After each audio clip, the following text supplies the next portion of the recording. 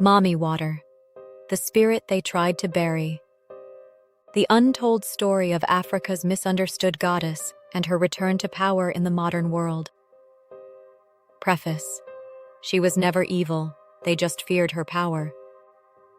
You were told to fear her. The stories came with ships and crosses, with stern faces and foreign tongues. She is a demon, they whispered, a witch of the waters, a seductress who drags souls down to drown in endless darkness. But they lied. Yes, they lied to you. They lied because they were afraid of what she represents, afraid of the shimmering mirrors in her eyes that reflect back the truth they could not bear to see, afraid of the unbroken lineage of African divinity, fierce, autonomous, and unapologetically feminine. They did not come to save you. They came to sever you from your waters, sever you from your own power, sever you from her. Because Mami Water, no matter what they called her, was never evil. She was sacred. She is sacred still. You have heard her, even if you do not yet know, in the hush of waves meeting shore, in the dream where water slips through your fingers like forgotten memories, in the ache in your bones when you long for something unnamed. She has been with you, waiting while they twisted her name into curses, waiting while they locked her temples and burned her priestesses, waiting while you forgot, distracted by borrowed gods, by inherited shame, by the weight of survival. But the tide is turning. In this age of awakening, when old stories crack and new truths surge through global veins, Mami Water is rising again, not as a whisper but as a wave, not as a secret but as a sovereign. She returns not to punish but to remind. You are more than what they told you. Your beauty is not a sin.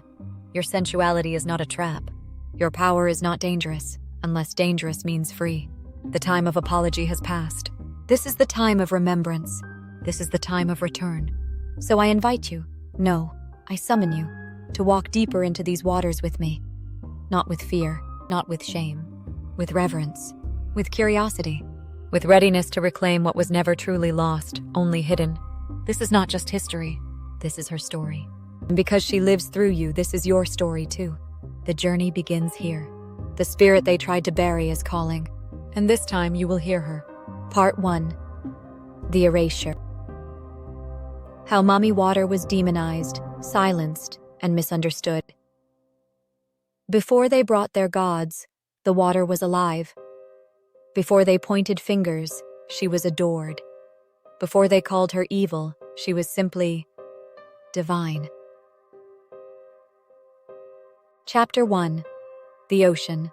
Before words. Before they taught us to fear her, we sang to her. Before they cursed her name, we called her mother. Before they told us to cast her out, we met her at dawn with offerings of kola nut and honey, our heads bowed low, our spirits raised high. Before the invaders came with their harsh tongues and heavy boots, Africa knew. We knew what water was.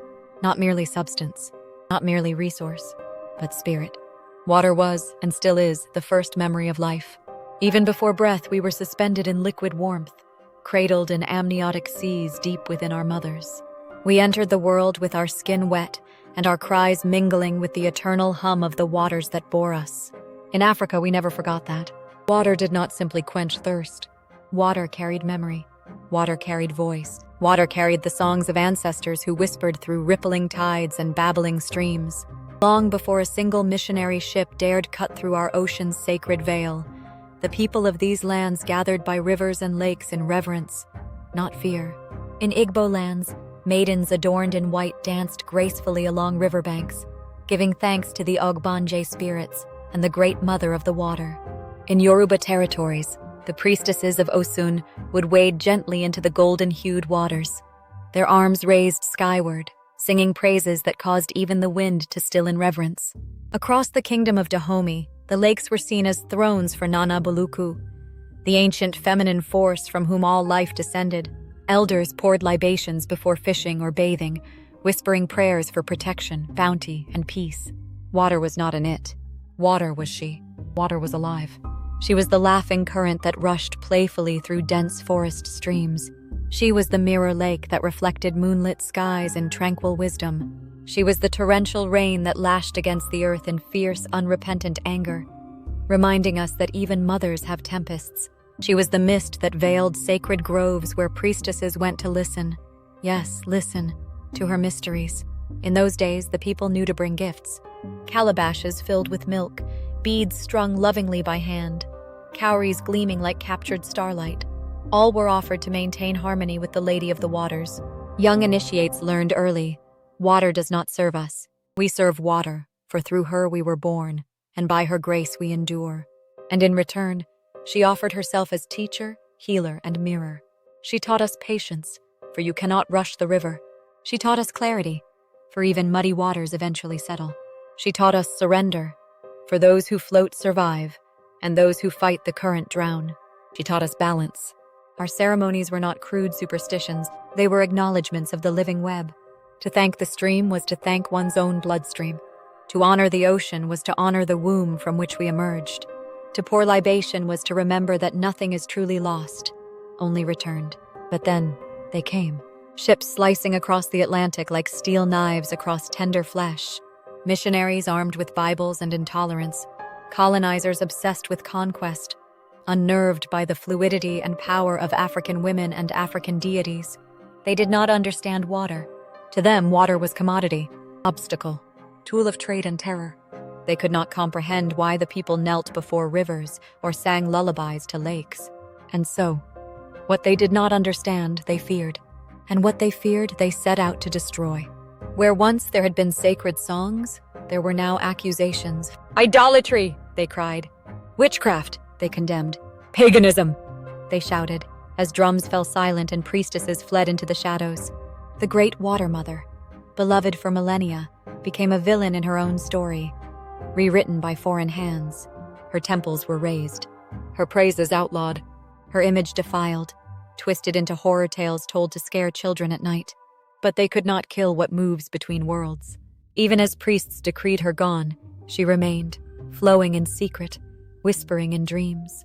Even as fishermen ceased their offerings, she remained, forgiving, watching, remembering. Even as women were shamed for their bodies, their desires, their intuition, she remained, pulsing in the blood and bones of daughters yet unborn. You feel her still, don't you? Yes, you do. In your moments of stillness, when your dreams are wet and your spirit feels heavy, you have heard her hum, you have felt her pull, you have met her eyes, shimmering just beneath the surface of your consciousness. They tried to bury her, but water slips through fingers. They tried to silence her, but water speaks in ripples and waves. They tried to make us forget, but water remembers. This is the story they tried to erase. But you, beloved, have arrived at the shore again, barefoot, open-hearted, ready. Mami Water is not gone. She is simply waiting, waiting for you to remember her name and your own. Chapter 2. The first ripples of invasion. They came as merchants, then missionaries. They came smiling, then sneering. They came with Bibles tucked beneath arms and guns hidden in hulls. But make no mistake, they came not to learn. They came to judge. When the first European and Arab travelers set foot on Africa's fertile shores, they were greeted not by savages, but by sovereigns. They found kingdoms humming with complex governance, gilded marketplaces, intricate philosophies, and profound spiritual systems rooted deep in the soil and surf of this continent. But to foreign eyes trained in conquest, what they encountered by the rivers and oceans unsettled them most. For here they met women who did not cower. Here they met priestesses who spoke with authority, hands steady over bowls of water reflecting moonlight. Here they met a people unashamed to dance, to pour libations, to call on Mami Water with reverence, love, and awe. This unnerved them. To the colonial mind, forged in patriarchal hierarchy and severed long ago from Earth's sacred rhythms, the idea of divine feminine power was not holy. It was threatening. Worse still, the water rites they witnessed were not housed in stone cathedrals, but beneath open skies and under trees, where nature herself officiated. How could they, with their rigid doctrines and male-only priesthoods, fathom a goddess who swayed her hips in the water, whose laugh echoed in waves, who blessed both lovers and children alike? They could not. So they rebranded her. In early records, letters home, trading logs, and travel journals, she began to take on sinister shapes, not because she changed, but because their eyes were poisoned. Portuguese explorers, watching festivals along the Congo River in the 15th century, referred to water ceremonies as pagan orgies. Arab traders along the Swahili coast recoiled at sacred dances they misunderstood, calling them jinn rituals. British missionaries in the Niger Delta scribbled in appalled tones about native water worshippers who were lost in superstition. They saw devotion and called it delusion. They saw sensuality and called it sin. They saw feminine power and called it evil. What they did not see, or refused to see, was the sacredness humming beneath every gesture, the careful preparation of offerings, the respectful greetings to the water at dawn, the chants passed down from grandmothers who knew how to calm storms with only words and trust. They missed it because they were not seeking connection. They were seeking control, and control requires rewriting. So they rewrote. Mami Water, who once was called mother, lover, healer, and mirror, became something else in their retelling: a temptress, a seductress, a demoness luring souls to death. What they feared, they framed. And what they framed, they taught others to fear. The whispers spread. By the 17th century, African converts to Christianity were taught to see their own ancestral waters as cursed. By the 19th century, revivalist crusades were burning effigies and driving terrified villagers to renounce Mami Water. By the early 20th century, even Africans themselves, broken by colonial indoctrination, began calling her evil. A sacred relationship nurtured for millennia was reduced to a superstition in only a few hundred years. And yet, even in this onslaught of erasure, she endured. Ask any elder. Ask the fisherwoman who still tosses palm oil into the surf before casting her net. Ask the child who dreams of a beautiful woman with jeweled skin, who speaks softly beneath the waves. Mami Water never left. She merely became hidden, like the underground rivers that run silent beneath arid lands, waiting for the right season to rise. But let us be clear, this misinterpretation was not ignorance alone. It was deliberate. Colonialists and missionaries understood something they rarely admitted. To break the people, you must break their goddesses. To sever the umbilical cord of spiritual sovereignty, you must demonize the feminine divine. You must teach people to hate what once gave them life. And so they did. But here you are, standing at the edge of memory. You who have heard her call in the back of your mind when the world is quiet. You who have felt a strange longing near rivers, oceans, bathtubs, and tears.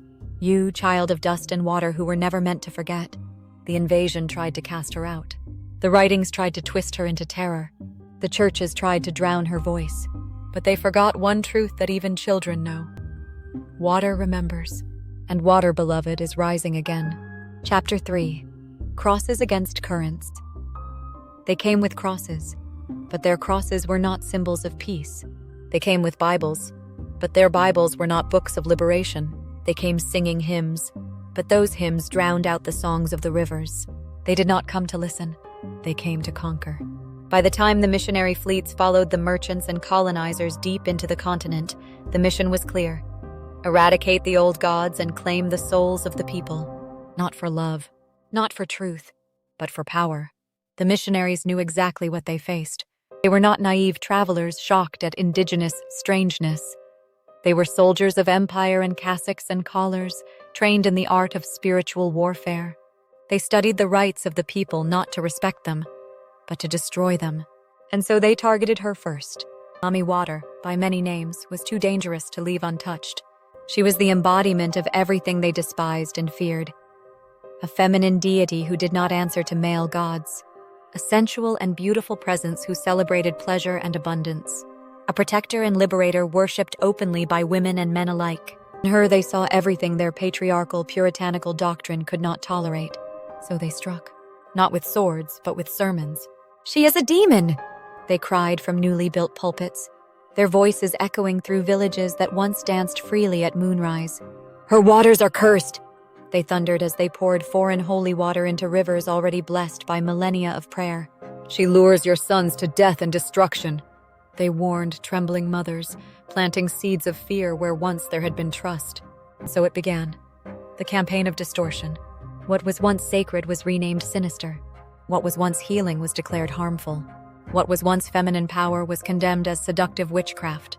They preached relentlessly. They staged public deliverance crusades, dragging women accused of being Mami Water's daughters before shaming crowds. They forced converts to renounce the goddess, to burn charms, to abandon riverside offerings. They offered salvation, but at the cost of erasure. The aggression was calculated, methodical, and cruel. In Igbo territories, shrines were smashed. In Yoruba lands, the priestesses of Osun were accused of idolatry and driven underground. In the Kingdom of Congo, sacred water rites were outlawed entirely by decree. And yet, through every forced baptism, every violent exorcism, every trembling confession wrung from lips parched by terror, something deeper stirred. Because what the missionaries failed to grasp, blinded by arrogance, was this: you can forbid the song, but you cannot silence the river. You can cut down the priestess, but you cannot unmake the goddess. You can preach against Mami Water, but she listens from below, her patience infinite. By the 19th century, the battle had shifted from overt conquest to psychological chains. The people began to internalize the shame. Mothers warned daughters not to swim at night. Fathers forbade their children from giving offerings by the shore. Even elders, weary from endless sermons and punishments, began whispering tales of Mami Water, not as benevolent mother, but as a jealous and wrathful spirit. The strategy had worked, or so it seemed. They thought they had drowned her, but they misunderstood her essence. Water does not die. It shifts. It flows. It waits in silent places, in dreams and memories, in the spaces between words.